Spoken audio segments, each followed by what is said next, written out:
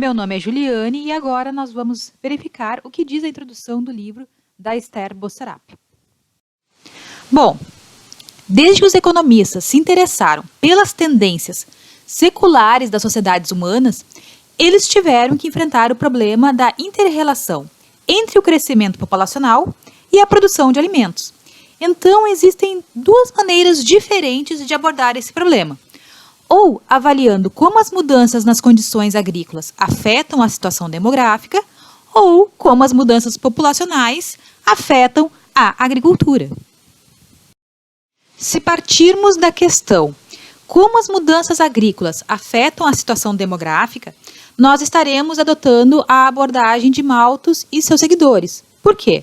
Porque o raciocínio dele se baseia na crença de que o suprimento de alimentos para a raça humana é inerentemente inelástico e que essa falta de elasticidade ela é o principal fator que rege a taxa de crescimento populacional.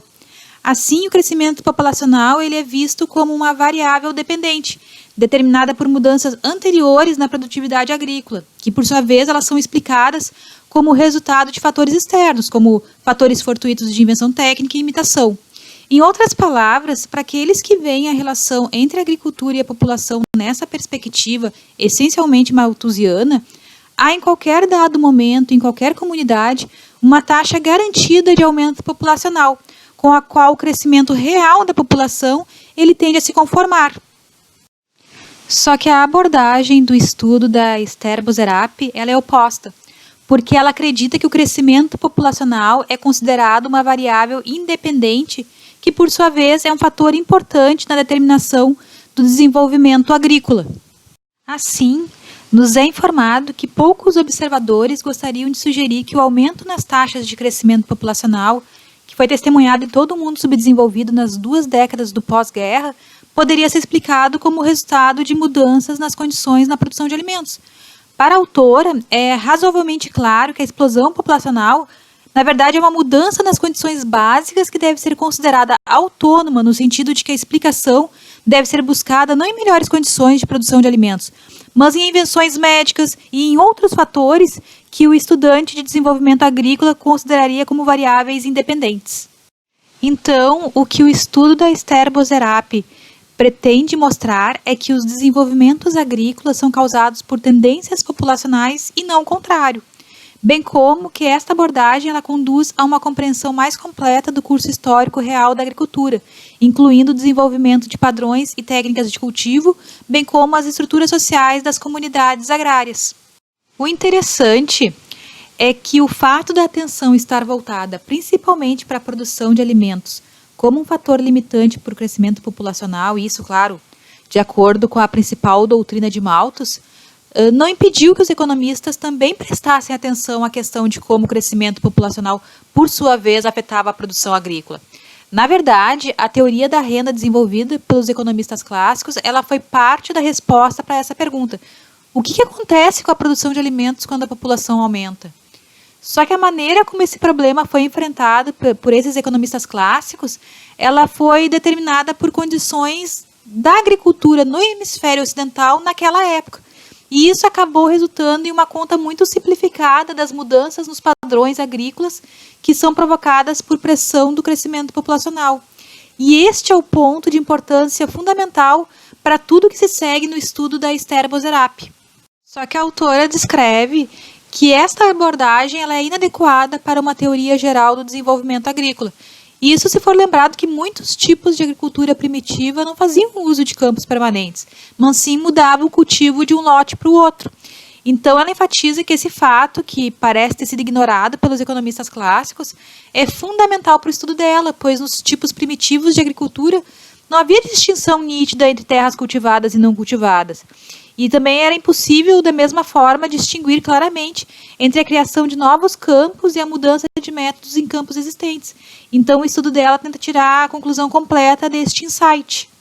Assim, a própria distinção entre campos e terras não cultivadas é descartada, e, em vez disso, a ênfase agora é colocada na frequência com que a terra é cultivada. Então, em outras palavras, é sugerido que se considerem os tipos de uso da terra, que vão desde o caso extremo de terra verdadeiramente virgem, ou seja, aquela terra que nunca foi cultivada, passando por terras cultivadas em intervalos cada vez mais curtos, até aquelas em que uma safra é semeada assim que a anterior foi colhida. Então, a intenção com essa nova abordagem é fornecer a estrutura para uma análise dinâmica abrangendo todo tipo de agricultura primitiva, aquelas que procedem do cultivo de uma parcela uma única vez, após a qual é deixada em pousio por uma geração ou mais, bem como os tipos de agricultura com cultivo contínuo de praticamente toda a área várias vezes por ano. E daí, uma vez que a distinção que foi consagrada pelo tempo entre terras cultivadas e não cultivadas é substituída pelo conceito de frequência de cultivo, a teoria econômica do desenvolvimento agrícola ela torna-se compatível com as teorias de mudança da paisagem propostas por cientistas naturais. Os pais da teoria econômica tradicional, de acordo com os cientistas naturais do seu próprio tempo, consideravam como condições naturais imutáveis muitas características que os cientistas agora consideram feitas pelo homem,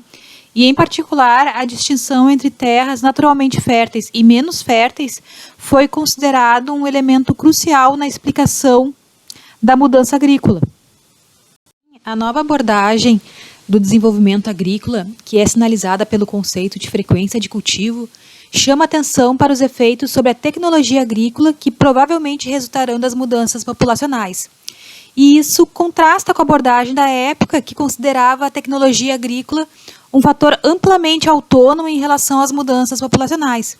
Então, a autora esclarece que quando a análise é baseada no conceito de frequência de cultivo, a gente não pode considerar a fertilidade do solo como se fosse um presente da natureza que é concedido a determinadas terras de uma vez por todas. Não! A fertilidade, na verdade, ela é uma variável intimamente associada às mudanças na densidade populacional, que acabam gerando mudanças nos métodos agrícolas.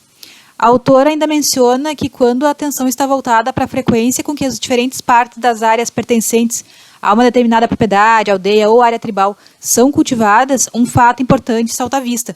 que a maior parte ou todas as terras adicionadas à área semeada devido ao aumento da população em um determinado território já eram na realidade utilizadas, como pousios, pastagens, campos de caça ou outros. Então, quando uma determinada área de terra passa a ser cultivada com mais frequência do que antes, os fins para os quais ela até agora era utilizada devem ser atendidos de uma nova maneira, e isso pode criar atividades adicionais para as quais novas ferramentas e outros investimentos eles acabam sendo requeridos.